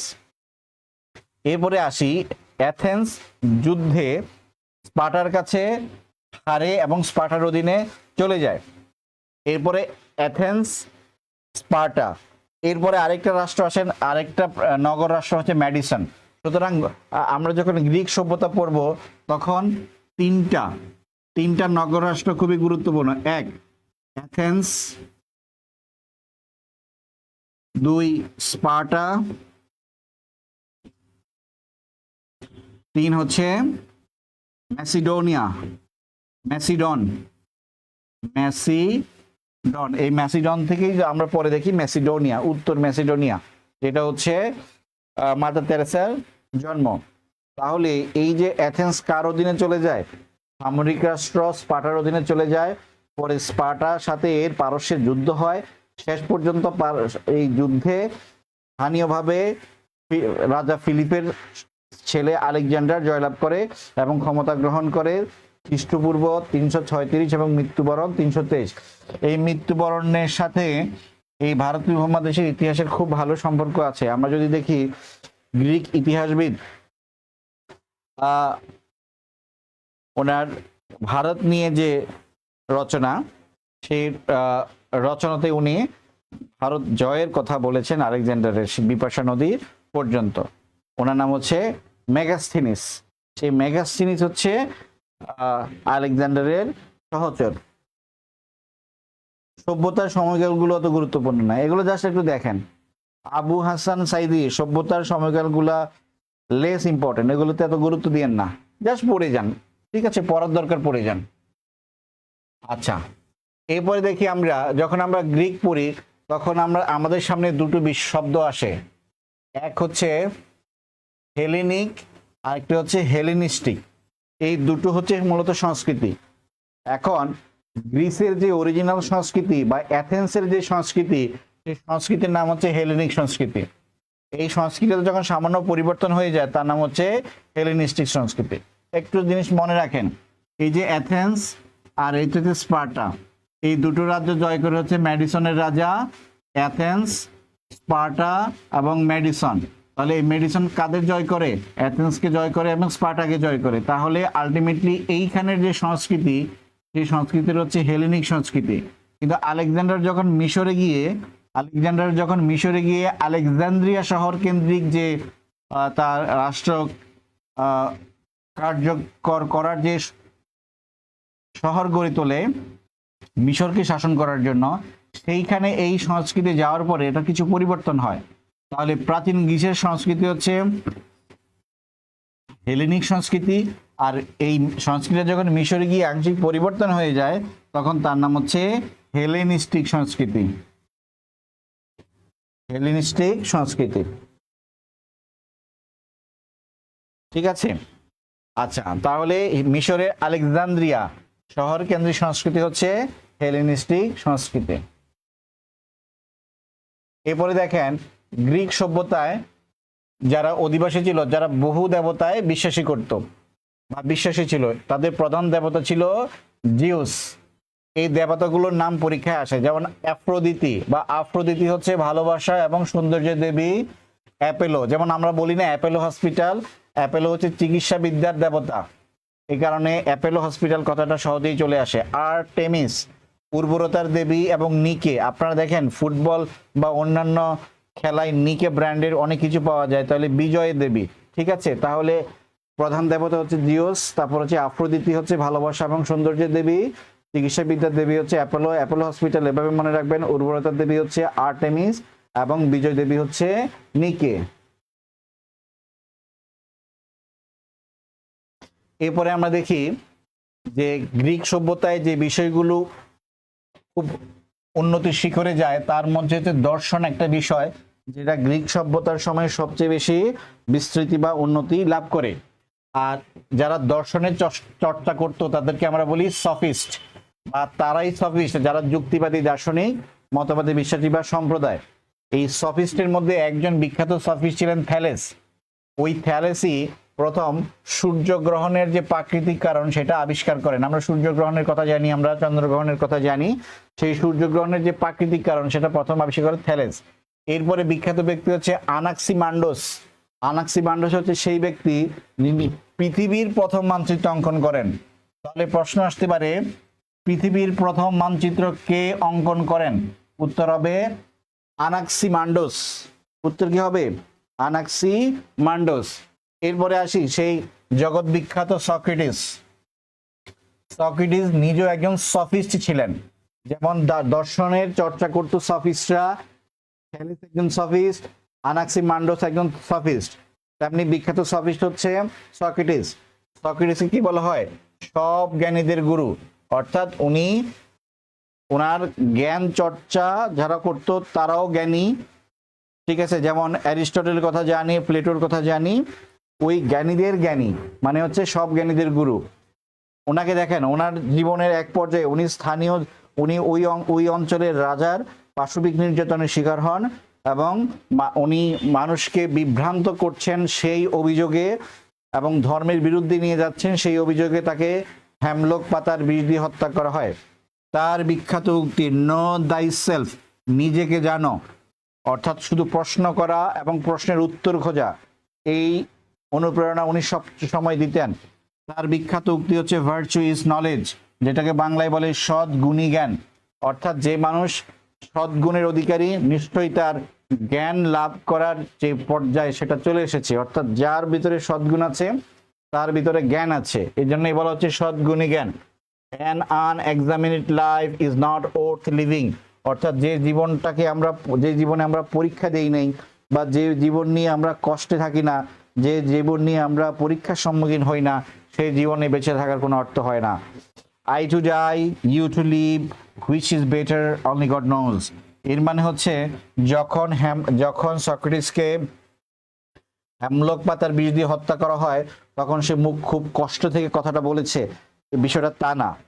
সে হেসে হেসে বলেছে, ঠিক আছে আমি মরে যাচ্ছি, কিন্তু আপনারা যারা বেঁচে থাকবেন বিধাতাই জানে বা সৃষ্টিকর্তাই জানে কোনটা বেটার। অর্থাৎ আমরা মনে করি মৃত্যু আমাদের সব শেষ করে দেয়, কিন্তু সক্রেটিস মনে করে মৃত্যু আমাদের নতুন দিগন্তের সূচনা করে, মৃত্যু আমাদের মানে সকল ধরনের বন্ধন থেকে মুক্তি দেয়।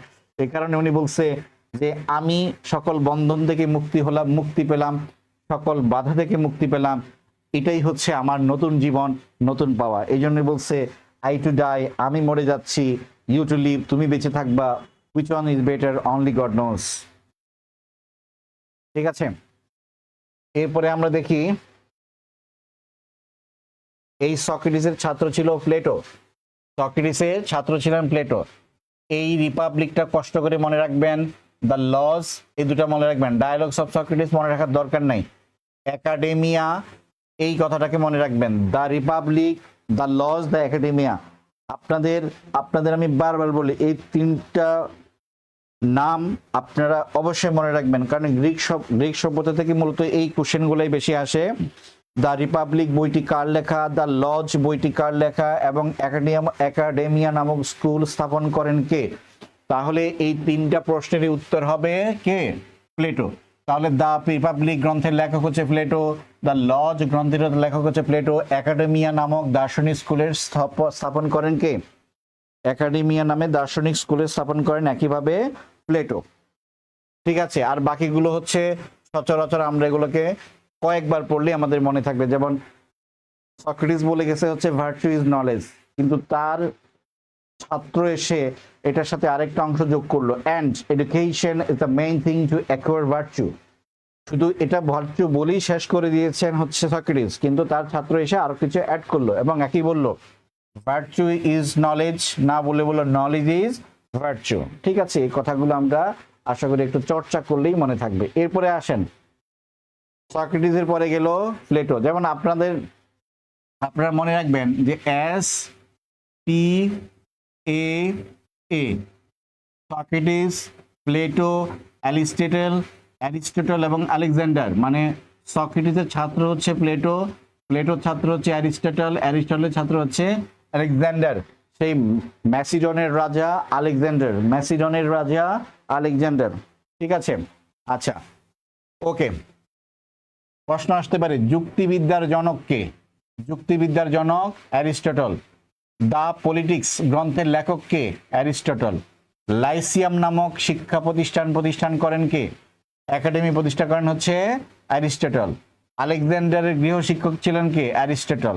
Man without society is either a beast or a god, এই উক্তিটা Aristotle then man is a, এগুলা পরীক্ষায় আসার মতো প্রশ্ন, আপনারা বারবার পড়বেন, ঠিক আছে? এগুলো পরীক্ষা আসার মতো প্রশ্ন। সবার শেষে দেখেন wise man of the old, তাদেরকে সেই প্রাচীন সময়ের জ্ঞানী বলা হতো। এক সক্রেটিস, দুই প্লেটো, তিন হচ্ছে অ্যারিস্টটল। কিন্তু আলেকজান্ডার ওনাদের মতো তো জ্ঞানী ছিল না, ছাত্র ছিল কিন্তু জ্ঞানী ছিল না।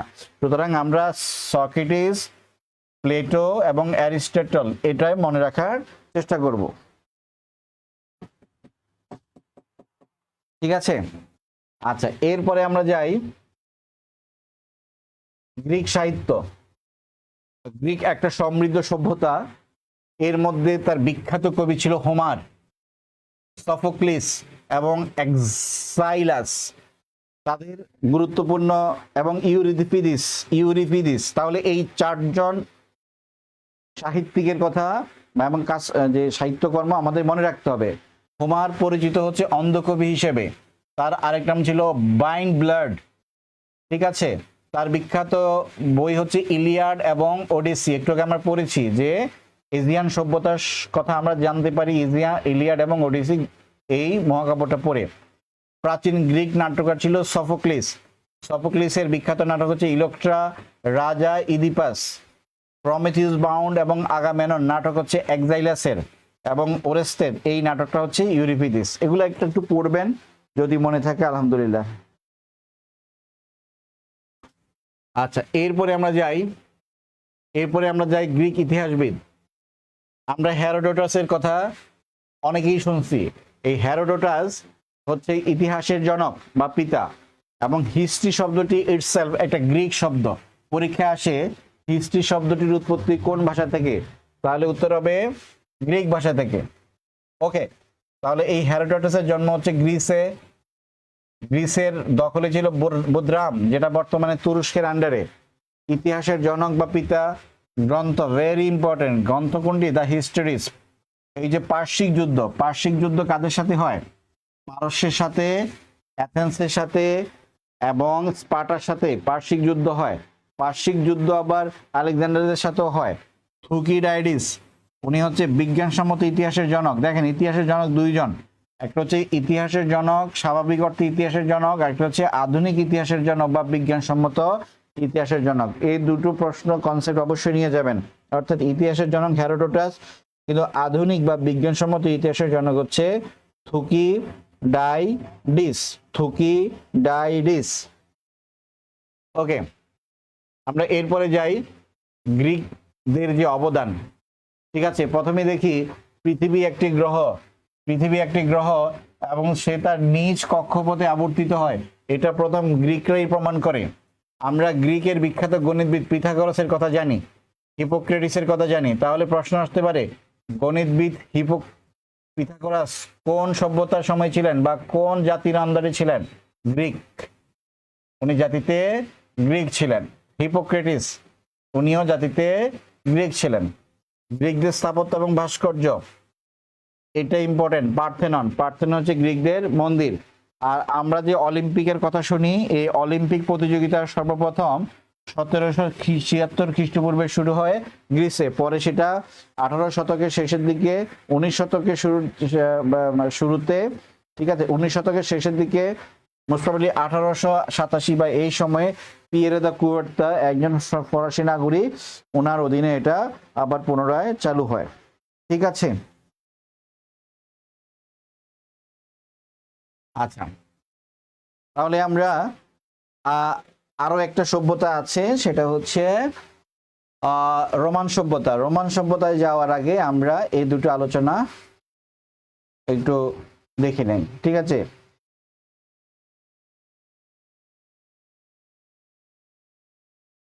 গ্রিক সৌন্দর্যের দেবী কে ছিলেন? আর নিম্নের কে বয়োজ্যেষ্ঠ, মানে হচ্ছে বয়সের সবচেয়ে বড়?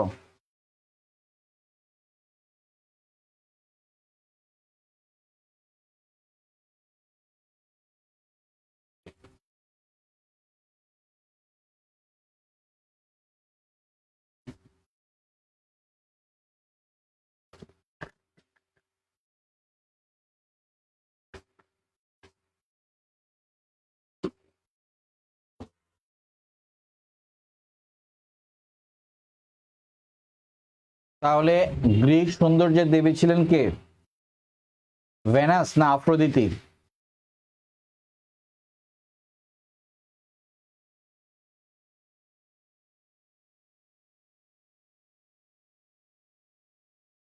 আচ্ছা, Hajera Khanam right answer, Shrabanti Chowdhury right answer, Abu Hasan Saidi right answer, 2 এর খ। ঠিক আছে, সক্রেটিস। তাহলে রাইট অ্যান্সার হচ্ছে আফ্রোদিতি হচ্ছে সৌন্দর্যের দেবী, এবং এখানে যে চারটা অপশন আছে এখানে সবচেয়ে বয়োজ্যেষ্ঠ হচ্ছে সক্রেটিস।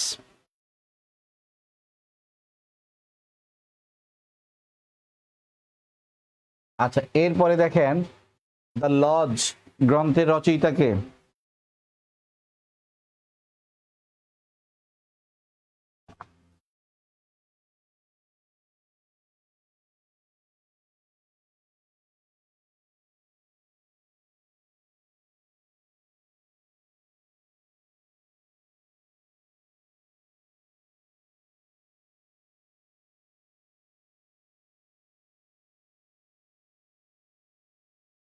লাইসিয়াম কে প্রতিষ্ঠা করেন?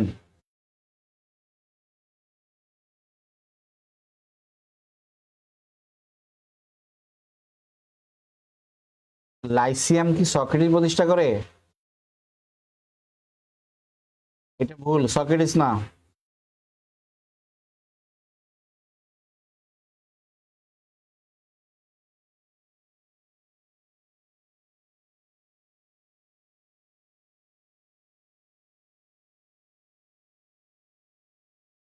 লাইসিয়াম প্রতিষ্ঠা করে হচ্ছে অ্যারিস্টটল। আর দ্য লজ বইটির রচয়িতা জান্নাতুল ইসলাম জান্নাত রাইট অ্যান্সার। জান্নাতুল ইসলাম প্লেটো এবং একেবারে বুদ্ধিমানের কাজ ইয়ামি এমি, একেবারে অপশনটাই লিখে দিলাম, মানে উত্তরটাই লিখে দিলাম। Good thinking. Plato, the laws হচ্ছে প্লেটো, লাইসিয়াম হচ্ছে Aristotle.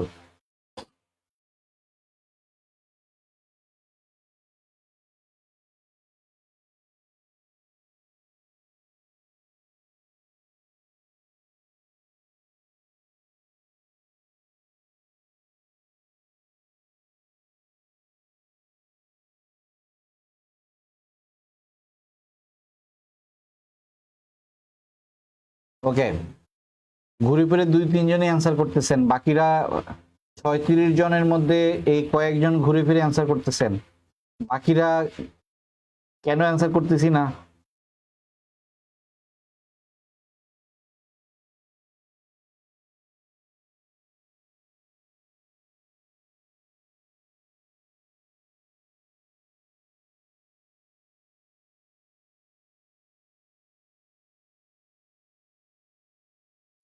Usha Kanya right answer. The laws Plato, Tamanna Tithi right answer. ঠিক আছে, তাহলে আমরা মোটামুটি এই কোশ্চেনগুলো দেখলাম। আচ্ছা, এরপরে আমরা চলে যাব হচ্ছে রোমান সভ্যতা। আজকের শেষ আলোচনা রোমান সভ্যতা দিয়ে আমরা শেষ করব। আমাদের আলোচনা আজকে ছিল হচ্ছে সিন্ধু সভ্যতা, তারপরে হচ্ছে ফিনিশীয় সভ্যতা, পার্সিক সভ্যতা, হিব্রু সভ্যতা, গ্রিক সভ্যতা এবং রোমান সভ্যতা। ঠিক আছে, ওকে।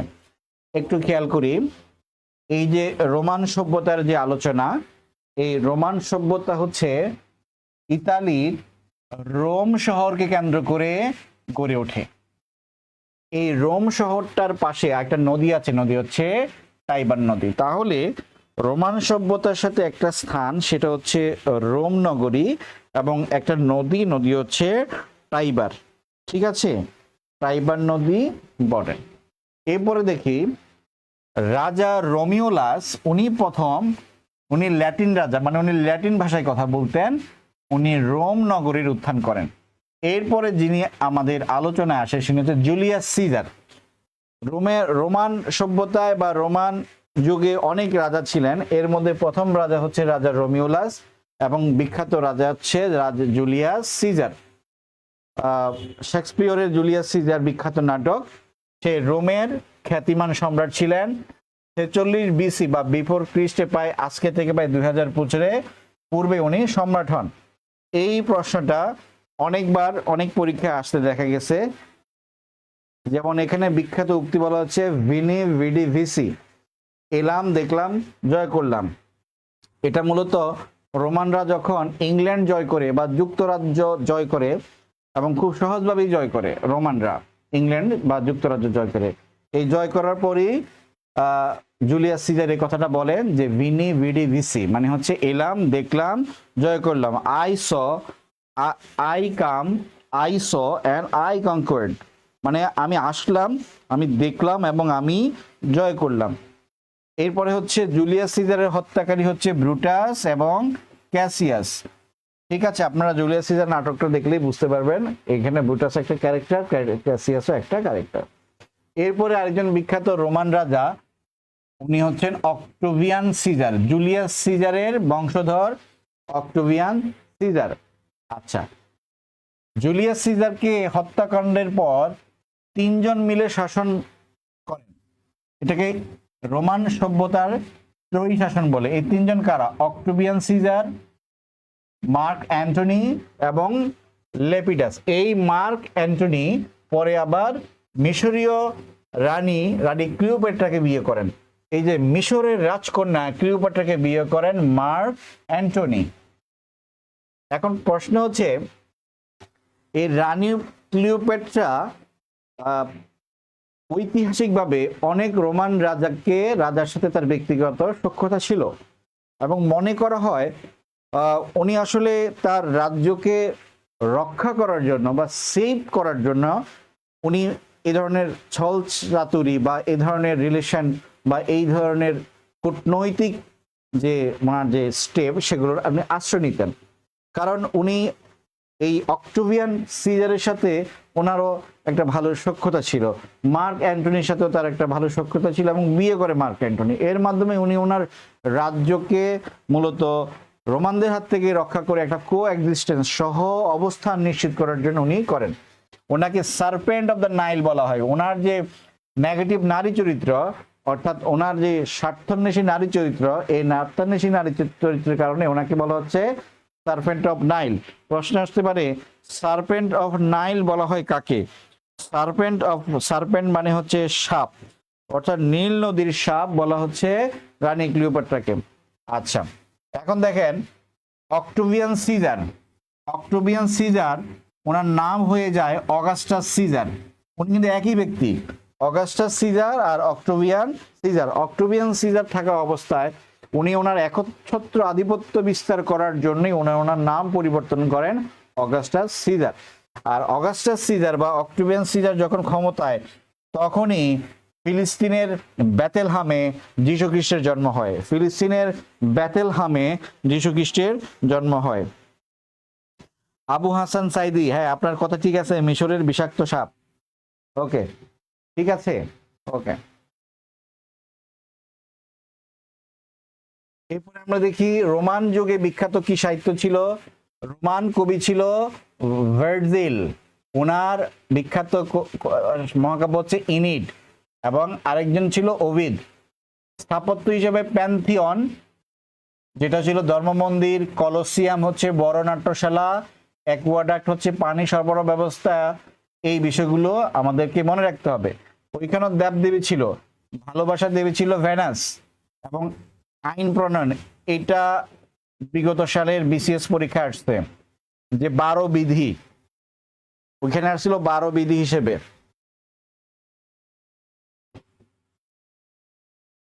12টা টেবিলে আইন সংকলন, এর মানে হচ্ছে 450 বিসিতে 12টি ব্রোঞ্জ পাতে বা 12টি টেবিলে সর্বপ্রথম রোমান আইন সংকলন করা হয়। এটাকেই বলা হচ্ছে 12 বিধি, অর্থাৎ রোমান আইনের সংকলন 12টি ব্রোঞ্জ পাতে, এটাকেই বলা হচ্ছে 12 বিধি।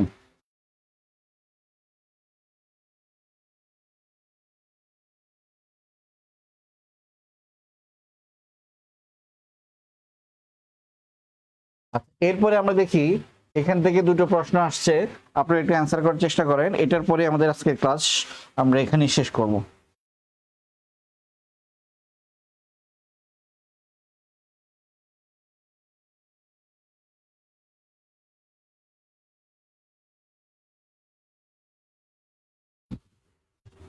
আচ্ছা, জিকে ক্লাস নিয়ে আপনাদের আপনাদের কোনো কনফিউশন বা কোনো সাজেশন থাকলে আপনারা করতে পারেন।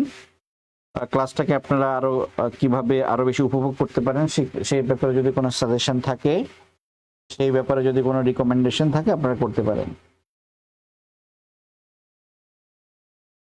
আপনারা আগে এই কোশ্চেনের অ্যান্সার দিয়ে দেন। এলাম, দেখলাম, জয় করলাম, বিনে বিডি ভিসি, I saw, I came, I saw, I conquer, কথাটা কে বলেন?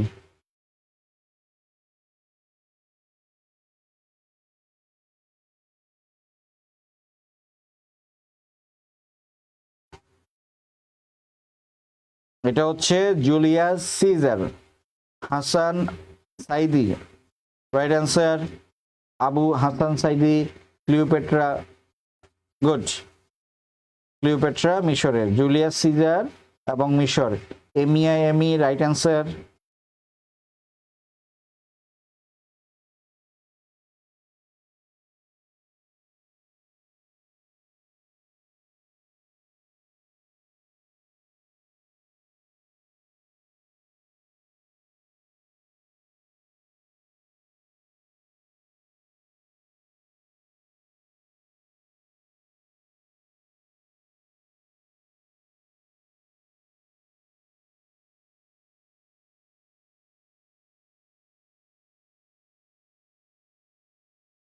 রূপা Mallick, right answer. Sabiya Akter, right answer.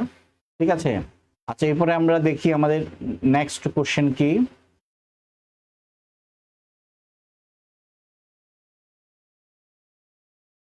আচ্ছা,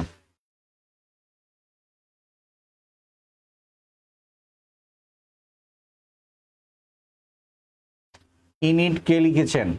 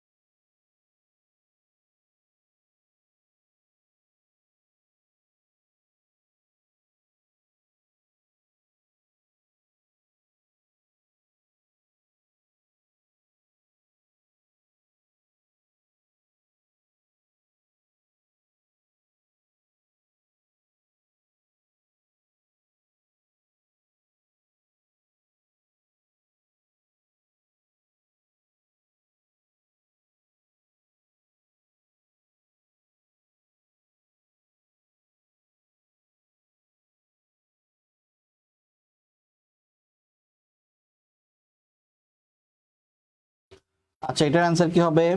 ভার্জিল এবং Roman, right answer. Helal Ahmed, আখি, আকলিমা আখি। ঠিক আছে। ওকে, এরপরে ঠিক আছে, এরপরে এর মাধ্যমে আমাদের আজকের সেশনটা আমরা এখানে শেষ করব। Ruma Das, right answer. Ayesha Akter, Rupa Mallick, right answer. আপনাদের আর কোনো কোশ্চেন থাকলে আপনারা করতে পারেন, না হলে আমরা আজকে ক্লাসটা এখানে শেষ করব।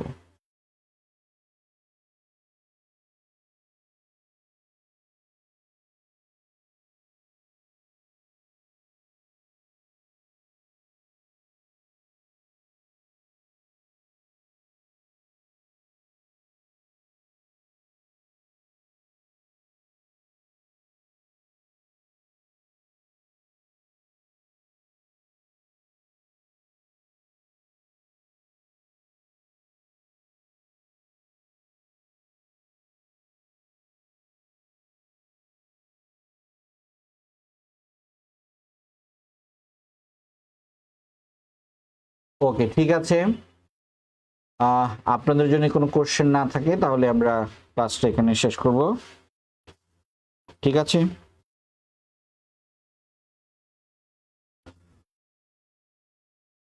ওকে, আগামী ক্লাসে সবাইকে পাবো ইনশাল্লাহ, সেই প্রত্যাশায় আজকে ক্লাসটা এখানে শেষ করছি।